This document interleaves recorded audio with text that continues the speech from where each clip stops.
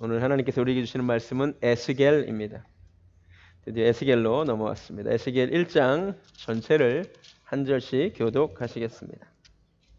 에스겔 제1장.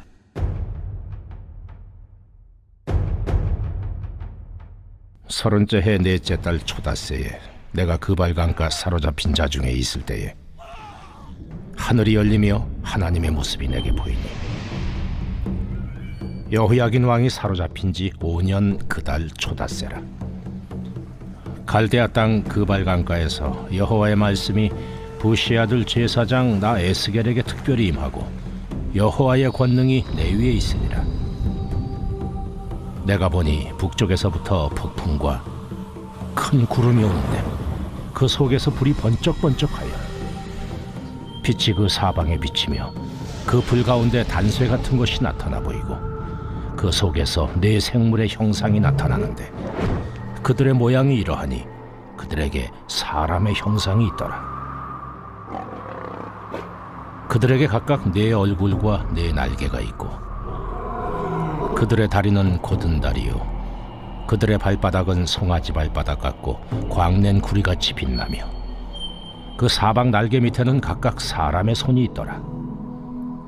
그 네 생물의 얼굴과 날개가 이러하니 날개는 다 서로 연하였으며 갈 때에는 돌이키지 아니하고 일제히 앞으로 곧게 행하며 그 얼굴들의 모양은 넷의 앞은 사람의 얼굴이요 넷의 오른쪽은 사자의 얼굴이요 넷의 왼쪽은 소의 얼굴이요 넷의 뒤는 독수리의 얼굴이니 그 얼굴은 그러하며 그 날개는 드러펴서 각기 둘씩 서로 연하였고 또 둘은 몸을 가렸으며 영이 어떤 쪽으로 가면 그 생물들도 그대로 가되 돌이키지 아니하고 일제히 앞으로 곧게 행하며 또 생물들의 모양은 타는 숯불과 횃불 모양 같은데 그 불이 그 생물 사이에서 오르락내리락 하며 그 불은 광채가 있고 그 가운데에서는 번개가 나며 그 생물들은 번개 모양같이 왕래하더라.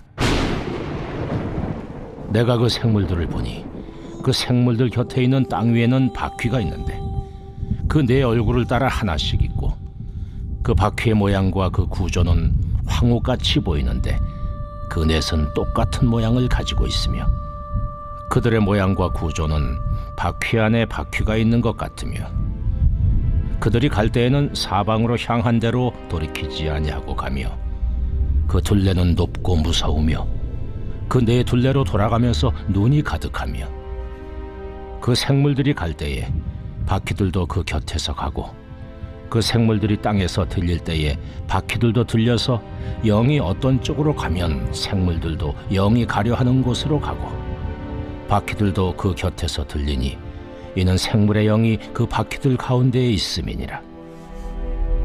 그들이 가면 이들도 가고 그들이 서면 이들도 서고 그들이 땅에서 들릴 때에는 이들도 그 곁에서 들리니 이는 생물의 영이 그 바퀴들 가운데에 있음이더라. 그 생물의 머리 위에는 수정 같은 궁창의 형상이 있어 보기에 두려운데 그들의 머리 위에 펼쳐져 있고 그 궁창 밑에 생물들의 날개가 서로 향하여 펴 있는데 이 생물은 두 날개로 몸을 가렸고 저 생물도 두 날개로 몸을 가렸더라. 생물들이 갈 때에 내가 그 날개 소리를 들으니 많은 물소리와도 같으며 전능자의 음성과도 같으며 떠드는 소리 곧 군대의 소리와도 같더니 그 생물이 설 때에 그 날개를 내렸더라. 그 머리 위에 있는 궁창 위에서부터 음성이 나더라. 그 생물이 설 때에 그 날개를 내렸더라. 그 머리 위에 있는 궁창 위에 보좌의 형상이 있는데 그 모양이 남보석 같고 그 보좌의 형상 위에 한 형상이 있어 사람의 모양 같더라. 내가 보니 그 허리 위의 모양은 단쇠 같아서 그 속과 주위가 불 같고 내가 보니 그 허리 아래의 모양도 불 같아서 사방으로 광채가 나며 그 사방 광채의 모양은 비 오는 날 구름에 있는 무지개 같으니 이는 여호와의 영광의 형상의 모양이라. 내가 보고 엎드려 말씀하시는 이의 음성을 들으니라.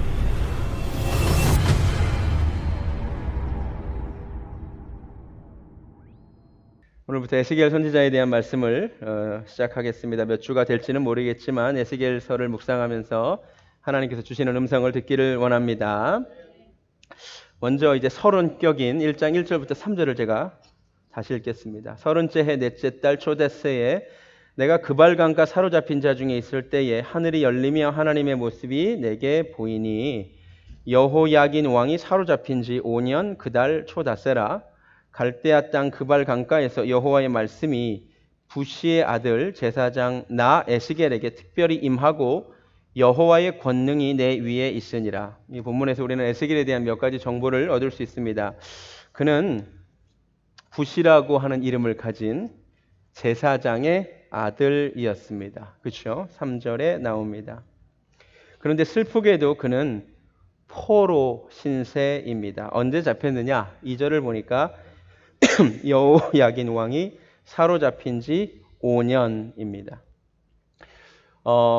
남유다가 3차에 걸친 바벨론의 침공에 의해서 망했습니다. 1차 침공이 BC 605년경이고요. 그때 많은 사람들을, 특별히 귀족들을 끌고 가는데 그때 끌려간 사람들이 다니엘과 세 친구입니다.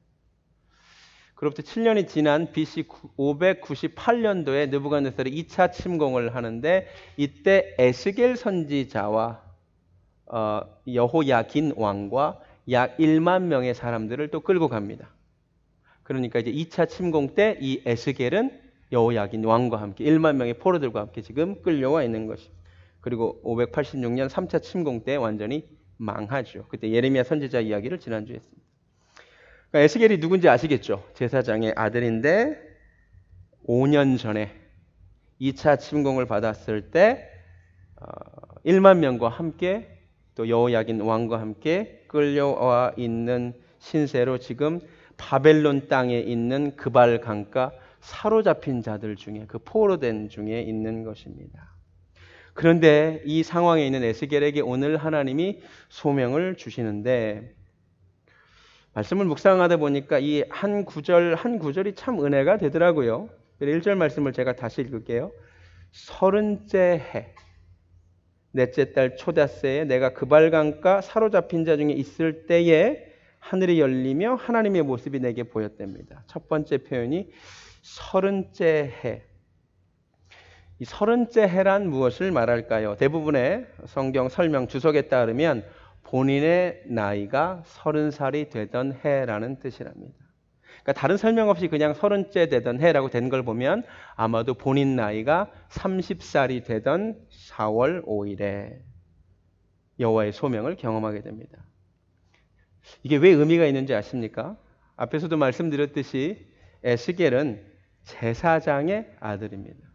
제사장의 아들들은 어려서부터 앞으로 제사장이 될 준비를 하게 됩니다.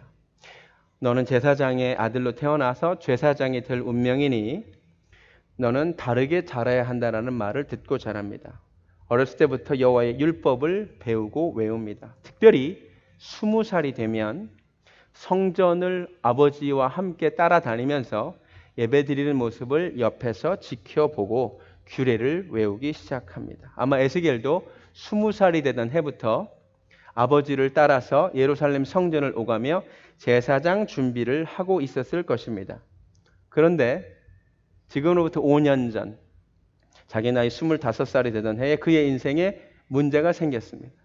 그가 꿈꾸던 모든 것이 일거에 무너지게 되었습니다. 왜요? 나라가 침공을 당해서 자기가 포로 신세가 되어왔기 때문입니다. 여러분 한번 상상력을 발휘해 봅시다. 여러분 포로의 삶이라는 게 얼마나 답답했을까요? 그렇죠? 그죠? 특별히 오늘 그의 나이가 30살이 되었습니다. 여러분 민수기 4장에 따르면 제사장이 그 직무를 시작하는 나이는 30살입니다. 만약 그가 포로로 잡혀오지 않았더라면, 그가 예루살렘에 거하고 있었더라면 자기가 30살이 된 올해는 그는 예루살렘에서 하나님께 제사 업무를 드리는 일을 시작할 수 있었던 해라는 것입니다. 아시겠어요? 얼마나 이 사람이 탄식이 되었을까요? 얼마나 답답했을까요? 남몰래 눈물 흘리지 않았을까요? 하나님, 내 나이 이제 30이 되었는데 25세 끌려와서 5년이 흘렀는데 만약 내가 이스라엘에 있었더라면 내가 이제 제사장으로서의 업무를 시작할 수 있는 나이인데 하나님, 나는 지금 이곳에 포로로 끌려와 있네요. 아마 에스겔은 탄식했을 것입니다. 아마 그랬을 것입니다.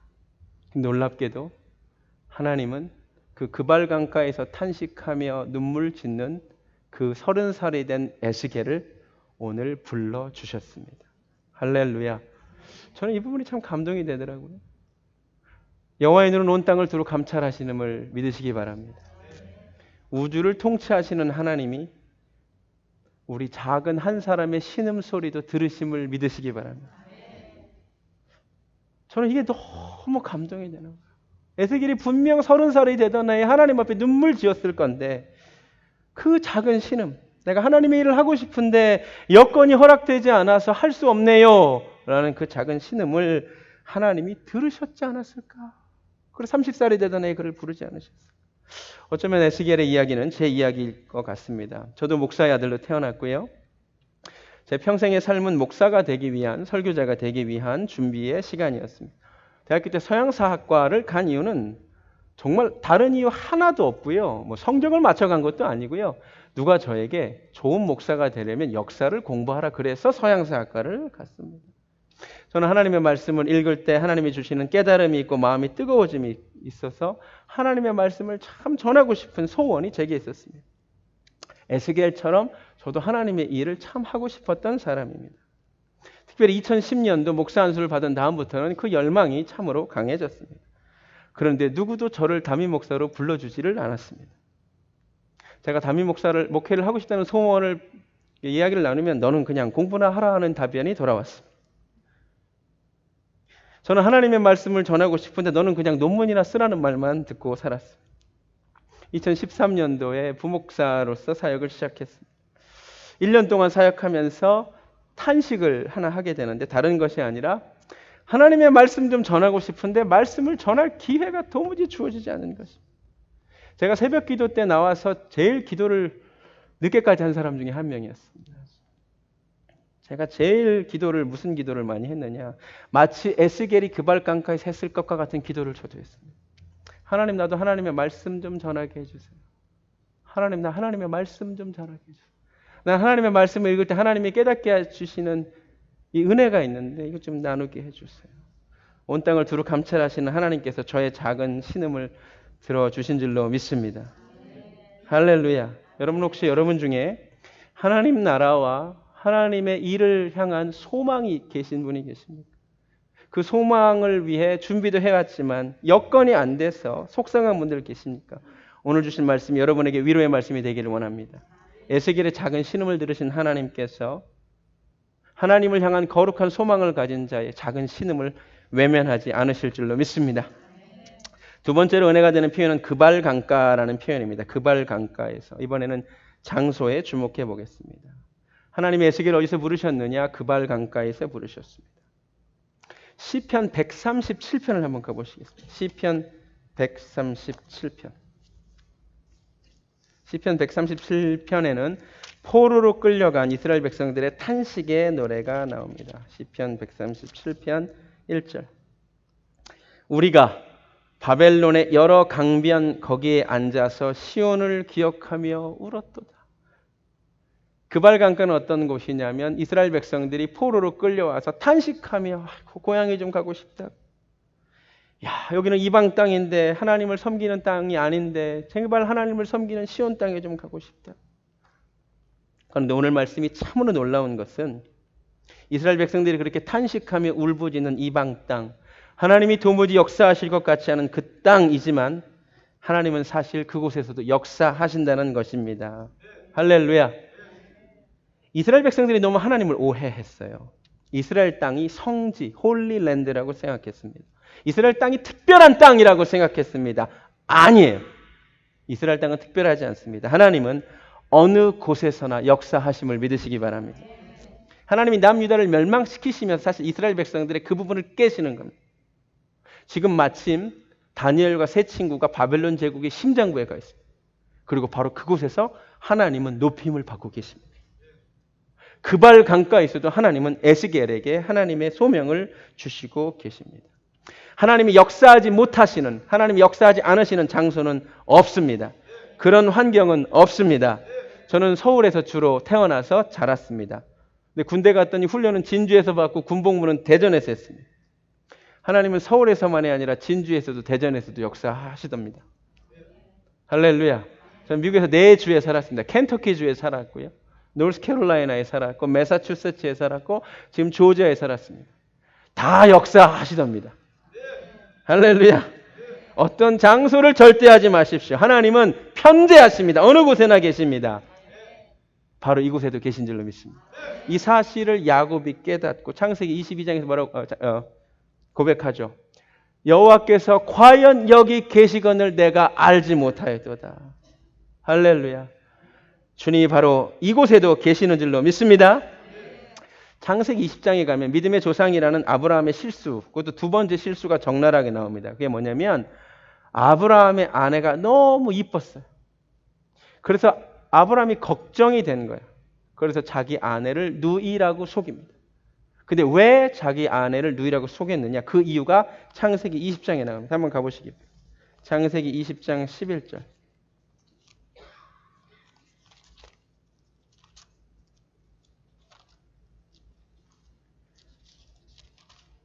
아브라함이 그 이유를 이렇게 토로합니다. 10절에서 아비멜렉이 네가 무슨 뜻을 이렇게 하느냐 물을 때 11절에 아브라함이 이르되 이 곳에서는 하나님을 두려워함이 없으니 이런 말을 합니다. 아브라함이 왜 그곳에 가서 누이를 아내로 속이느냐? 이 곳에 대한 두려움 때문이었어요. 이 곳에는 이방 땅이고 하나님을 두려워하지 함이 없고 하나님이 역사하시지 않는 땅이기 때문에 내가 어쩔 수 없이 인간적인 방법을 썼다는 것입니다. 이게 어리석은 것입니다.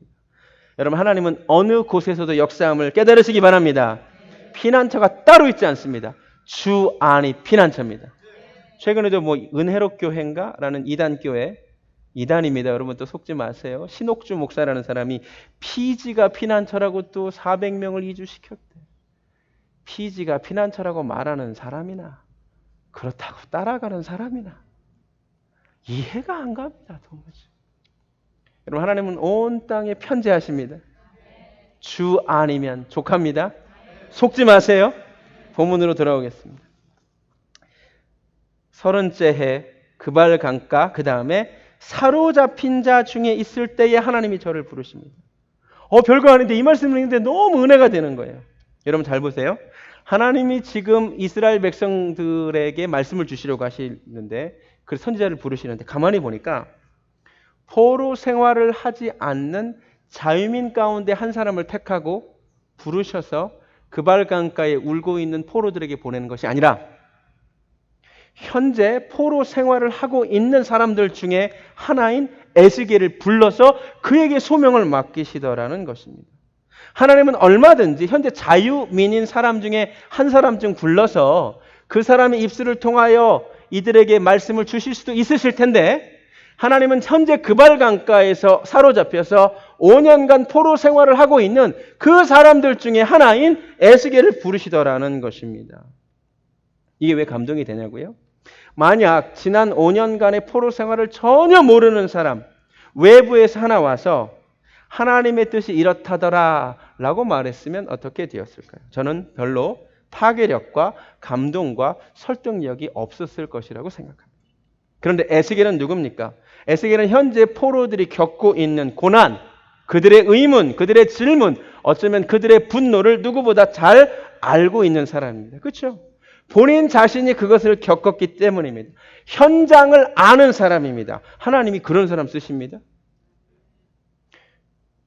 저는요, 개인적으로 목회 현장을 조금도 모르면서 페이스북으로 교회 개혁 외치는 사람을 제일 싫어합니다. 아무리 정의로운 얘기를 해도 목회를 자기가 안 하고 있으면서, 목회를 해본 적도 없으면서 교회는 이래야 돼, 교회가 지금 이게 잘못됐어, 고쳐야 돼 라고 말하는 사람 보면 그게 바로 탁상공론이라 이것입니다. 목회 현장은요, 처절한 현실이거든요. 목회는 조금도 선비 노릇이 아니거든요. 근데 선비 노릇 하시는 분들 보면 답답합니다. 한 신학생이 페이스북에 최근에 제 친구인데 누구라고 말은 안 하고 이런 호기로운 글을 올렸어요. 나는 대형교회 목사들 너무 싫고 나는 한 20명쯤 모이는 아름다운 작은 교회 아름답게 섬기다 은퇴하고 싶다. 너무 멋있는 글을 올렸어요. 제가요. 한 20명보다 조금 더 모이는 30명쯤 모이는 교회에서 30년간 신앙생활한 사람입니다. 그 담임 목사 아들이었습니다. 20명을 넘어 조금 더 많은 30명쯤 모이는 작은 교회에서 30년간 내가 신앙생활 해본 사람입니다. 작은 교회가 아름답다고요? 처절합니다. 리바이벌은 꿈도 못 꾸고요. 서바이벌 하느라 바쁩니다. 내가 한번 얘기해주고 싶어. 너 20명쯤 모이는 작은 교회에서 평생 목회하는 게 뭔지 아니? 초등학교 6학년까지 제가 살았던 집은 반 지하 18평 되는 집이었습니다. 방은 2개였습니다. 5남매였습니다. 방 하나에 엄마 아빠 막내 잤고 방 하나에 4명이 잤습니다. 없는 살림에도 피아노가 있었고 책상이 4개 있어서 4명이 누울 자리가 겨우 나왔습니다. 믿기 어려우시겠지만 집 안에 화장실이 없었습니다. 공동 화장실을 썼습니다. 집엔 연탄 가스를 뗐습니다. 저는 서울 살았습니다. 저는 송파구 살았습니다. 서울 강남입니다. 어느 날 연탄 가스가 새서 다 죽을 뻔했습니다. 그날 밤에 교회로 피신했습니다. 이게 작은 교회 현실입니다. 그날 이후 우리 어머니가 연탄 광을 화장실로 개조를 했습니다. 그리고 귀뚜라미 보일러 달아서 집에 처음으로 온수가 나왔습니다. 그런데 우리가 2층 집으로 이사를 가게 됐는데 이사 가는 날 서울에서 수해가 났습니다. 몇십 년 만에 수해 났던 적 기억하시죠? 근데 그 화장실이 원래 화장실이 아니라 불법 개조한 화장실이라 우리는 이사를 나갔는데 이사 들어올 사람이 똥물이 넘쳐버린 거야. 불법 개조된 화장실. 그래서 내가 우리 아버지랑 우리 이사 다 끝내고 내가 6학년인데 우리 아버지랑 나랑 가서 그 똥물을 푼 사람. 작은 교회가 아름답다고요? 미션은 감당 못하고 렌트비 감당하기 어려운데 아름답다고요? 웃기는 소리. 탁상공론. 대형 교회가 물론 답이 아니죠. 그러나 그렇다고 작은 교회가 답도 아니에요. 교회의 사이즈와 교회의 건강성이 무슨 상관이 있습니까? 전혀 상관없습니다. 자꾸 현장을 모르는 얘기를 해요. 자꾸 이상적인 이야기를 합니다. 목회 현장에서 목회를 해본 적이 없으니까 그런 이야기들을 막 합니다. 여러분, 주님의 몸된 교회에 대해서 제발 함부로 좀 이야기하지 마십시오. 온라인상에서 너무 개혁적인 척하면서 현장을 모르면서 그렇게 얘기하는 사람들 너무 귀담아 듣지 마십시오. 키보드 워리어들. 하나님은 포로된 자 가운데 있는 에스겔을 부르셨습니다. 포로된 자들의 마음에 말씀할 수 있는 한 사람을 부르셨습니다. 개척교회 목사 아들로 저를 자라게 하시고 개척하게 하셨습니다. 저에게 개척교회 목사 아들로 자라는 시간이 없었다면 저는 설교 시간에 뜬구름 잡는 이야기를 했을 것입니다. 저는 공부를 사실 많이 한 사람입니다. 공부 되게 많이 했어요. 지나치게 많이 했어요. 제가 책으로 목회를 배웠다면 내가 얼마나 멋진 이야기, 그러나 현실과 전혀 동떨어진 멋진 이야기만 이 자리에서 했겠습니까? 저를 목사로 만든 것은 신학교가 아니고요. 개척교회였습니다. 지금 목회 현장에 목회를 파트타임 하시면서 주중에 일하시는 분들 하나님의 다 뜻이 있습니다. 그 시간에서 현장의 목소리를 하나님이 듣게 하시는 것입니다. 힘을 내시기 바랍니다. 할렐루야. 여러분이 나중에 설교할 때 그 설득력과 호소력이 다르게 될 줄로 믿습니다. 본문으로 돌아와 3절부터 에스겔은 신비한 체험을 합니다. 갈대아 땅 그발 강가에서 여호와의 말씀이 부시의 아들 제사장 나 에스겔에게 특별히 임하고 여호와의 권능이 내 위에 있으니라. 여러분, 기독교는 신비한 종교입니다. 기독교가 말하는 하나님은 신비한 하나님임을 믿으시기 바랍니다. 에스겔이 체험한 하나님은 놀라운 분임을 믿으시기 바랍니다. 하나님의 말씀이 그에게 특별히 임했다는 표현이 참 좋습니다. 여러분, 아까도 말씀드렸지만 하나님은 온 땅에 편만하십니다. 편재하십니다. 그러나 하나님은 또한 특별히 임하시기도 하신 분이십니다. 하나님이 온 땅에 편재하는 것만 알고 넘어가시면 안 됩니다. 그 하나님이 특별히 임하실 수도 있다는 걸 여러분이 반드시 알아야 됩니다. 온 땅에 편재하신 하나님이 우리 교회에 특별히 임하셨으면 좋겠습니다. 여러분의 삶에 좀 특별히 개입하셨으면 좋겠습니다. 할렐루야. 여호와의 권능이 에스겔 위에 있었다고 하는데 여호와의 권능이 우리 교회 위에도 좀 있었으면 좋겠습니다. 그 권능이 내 삶 위에 좀 있었으면 좋겠습니다. 할렐루야. 할렐루야. 4절부터 21절까지 그날 에스겔이 본 환상이 나옵니다.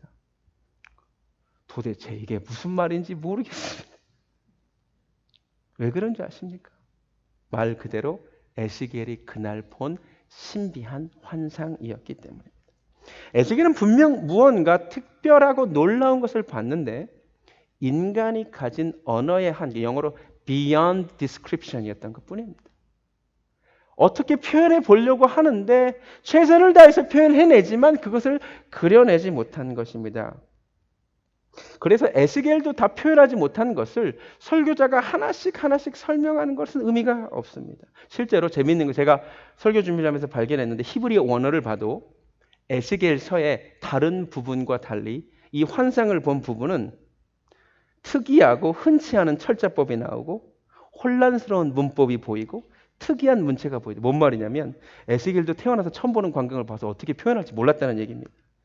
에스겔이 그 언어로 다 담아내지 못했다는 얘기예요. 그냥 여러분 앞으로 읽으시면 놀라운 거 봤나 보다. 그냥 그러고 마시면 됩니다. 야, 에스겔 진짜 놀라운 거 봤나 보다.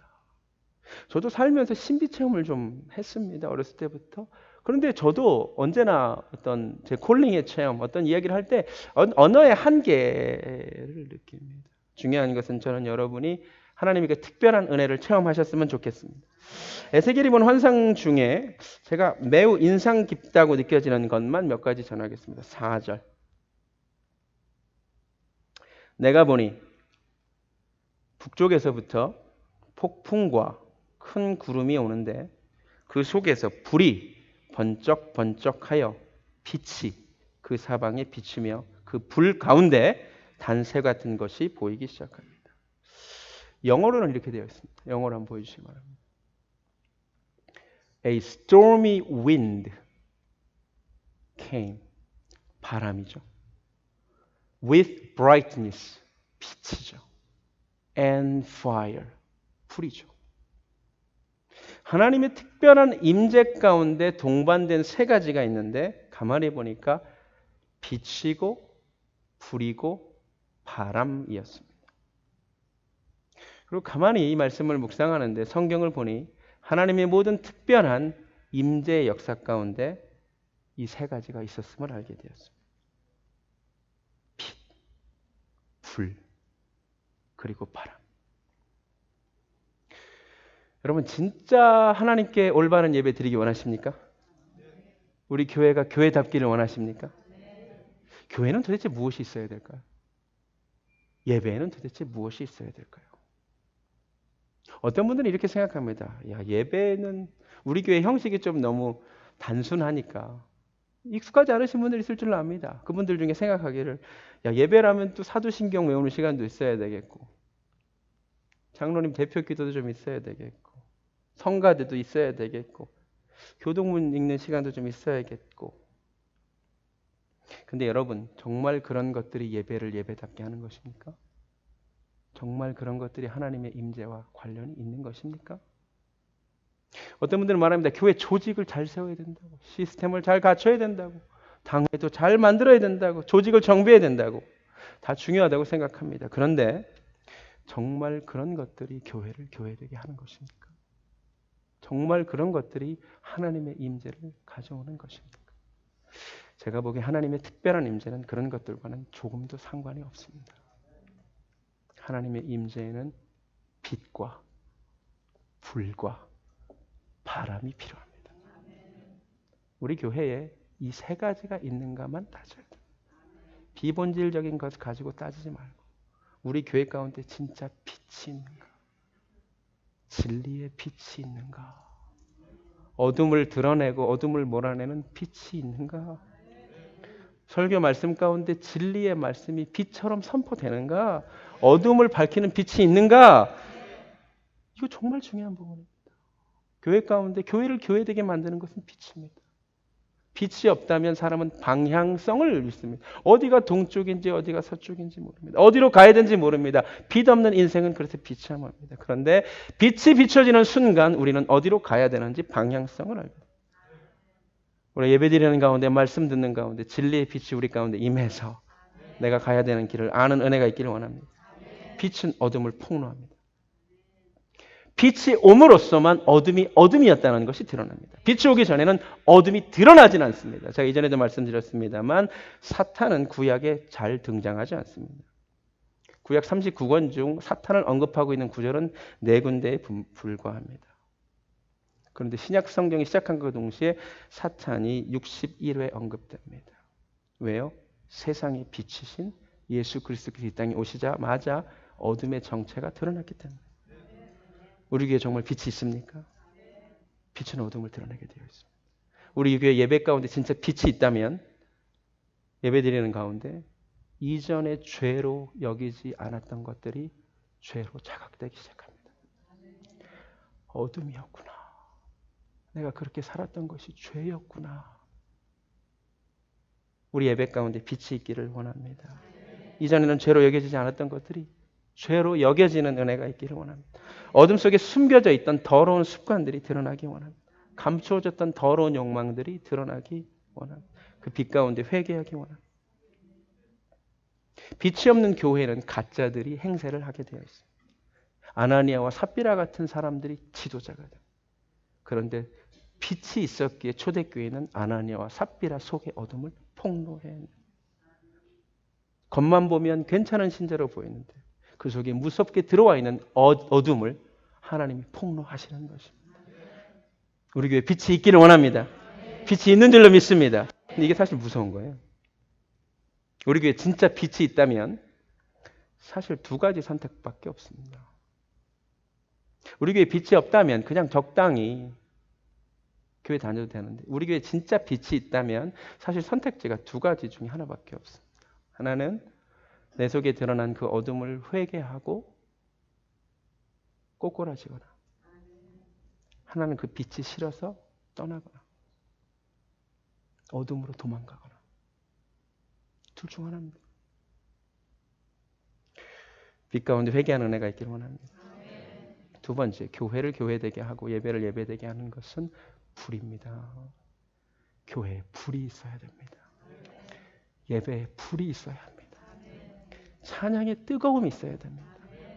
하나님께 붙들린 설교자는 다 불을 전했습니다. 설교자만이 아니라 하나님께 예배 정말 붙들린 예배자는 다 불이었습니다. 여러분 예배에 불이 있습니까? 여러분 기도에 뜨거움이 있습니까? 저는 우리 교회가 더 불붙는 교회 되기를 원합니다. 새벽 기도 시간에 좀 뜨겁게 기도했으면 좋겠습니다. 오늘 금요 예배 시간에 더 뜨겁게 기도했으면 좋겠습니다. 가슴이 좀 뜨거우면 좋겠습니다. 마침 이번 주일 설교 제목이 불을 던지러 오신 예수님입니다. 제가 이번 주일에 불에 대하여 설교할 것입니다. 그래서 오늘 불에 대해서는 길게 설교하지 않아요. 주일날 할 게 없으니까. 그렇죠? 다만 불이 없는 예배, 불이 없는 기도, 불이 없는 찬양이 하나님 뜻이 아니라는 것만 얘기하고 싶습니다. 빛과 불이 다가 아닙니다. 한 가지가 더 필요합니다. 바람이 필요합니다. 성경에서 바람은 성령의 역사를 의미합니다. 사도행전 2장 2절을 보시기 바랍니다. 사도행전 2장.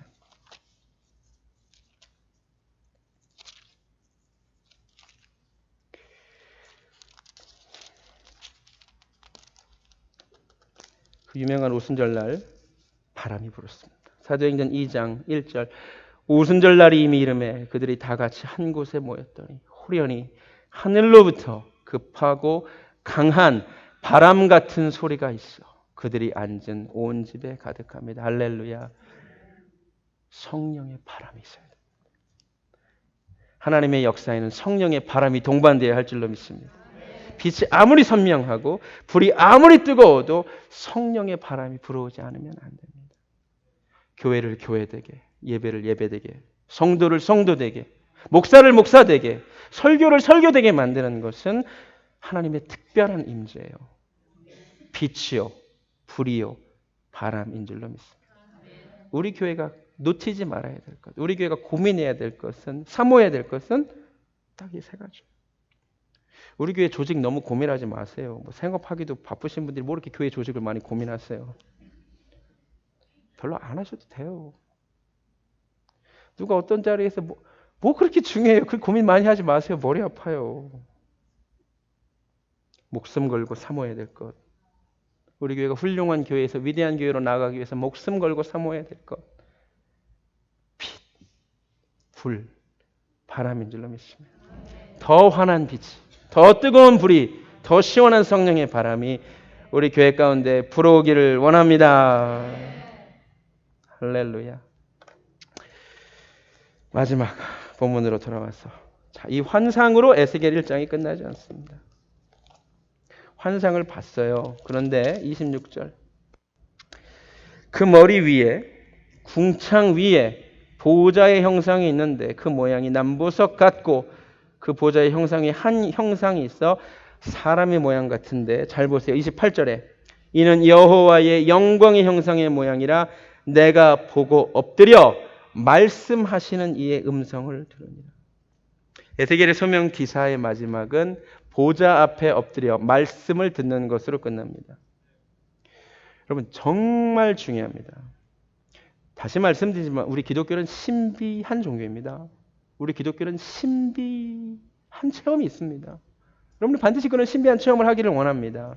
그런데 거기에 그쳐서도, 거기에 매여서도 안 됩니다. 신비 체험으로 끝나면 안 됩니다. 엎드려 말씀을 듣는 것으로 끝나야 됩니다.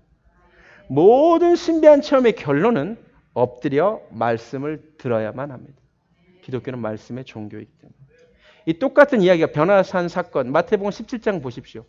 너무나 놀라운 체험을 베드로가 하지만 마지막은 저의 음성을 들으라는 하나님의 말씀으로 끝납니다. 하나님의 말씀을 들으라로 모든 체험이 끝나야 한다는 것입니다. 여러분, 체험을 소망하시되, 체험을 사모하시되 거기에 머무르지 않기를 원합니다. 말씀을 들으시기 바랍니다. 기록된 하나님의 말씀 앞에 엎드리시기 바랍니다. 선포된 하나님의 말씀 앞에 엎드리시기 바랍니다. 계시된 하나님의 말씀이 예수 그리스도에게 순종하시기 바랍니다. 할렐루야. 저는 우리 교회에 많은 체험이 있기를 원하지만 그보다 더 엎드려 말씀을 듣는 교회 되기 원합니다. 말씀이 역사하기를 원합니다. 말씀을 좀 상고하시기 바랍니다. 복 있는 사람은 여호와의 율법을 즐거워하여 그 율법을 주 야로 묵상하는 자입니다. 9월 첫째 주부터 7주간 수요일 오전 10시 30분에 제가 직접 함께하는 말씀 묵상과 나눔의 시간이 있습니다. 한 명 신청하셨습니다. 처음이라 그렇겠죠. 그 율법을 묵상하는 자가 복이 있습니다. 어떤 체험보다도 말씀이 귀합니다. 하나님의 말씀을 배우는 교회 되기 원합니다. 하나님의 말씀을 사모하는 교회 되기 원합니다. 말씀을 마칩니다. 에스겔이 30살이 되었을 때 하나님이 그를 부르셨습니다. 제사장의 업무를 시작할 수 있는 그 나이, 그런데 할 수 없는 그의 한탄, 그 눈물, 그 탄식, 그 작은 신음을 들으신 하나님을 찬양합니다. 그 하나님이 오늘 나의 작은 신음에도 응답하실 줄로 믿습니다. 하나님의 사랑을 사모하는 자, 그의 음성을 들으십니다.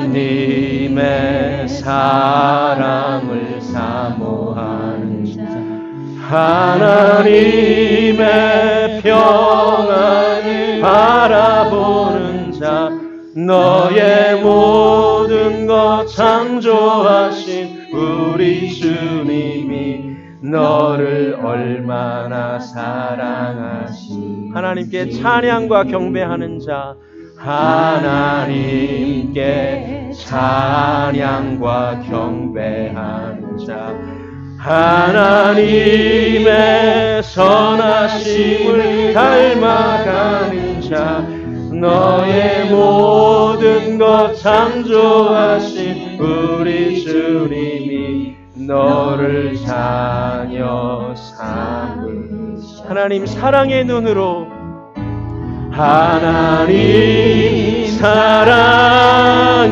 눈으로 너를 어느 때나 바라보시. 하나님 인자한 귀로서, 하나님 인자한 귀로서 언제나 너에게 기울이시니 어두움에 밝은 빛을 비춰주시고 너의 작은 신음에도 응답하시니 너는 어느 곳에 있든 주를 향하고 주만 바라볼. 하나님 사랑의 눈으로, 하나님 사랑의 눈으로 너를 어느 때나 바라보시. 하나님 인자한 귀로서, 하나님 인자한 귀로서 언제나 너에게 기울이시. 아멘. 어두움에 밝은 빛을, 너의 작은 신음에도, 너의 작은 신음에도 응답하시니 너는 어느 곳에 있든 주를 향하고 주만 바라보시라. 말씀이신 우리 구주 예수 그리스도의 은혜와 하나님 아버지의 극진하신 사랑과 성령님의 역사하심, 오늘 예배를 사모하고 하나님의 특별한 임재를 사모하는 하나님의 그 진리의 빛과 뜨거운 불과 성령의 바람을 사모하는 베들교회 성도님들 머리 위에 지금부터 영원까지 함께 하시기를 간절히 축원하옵나이다.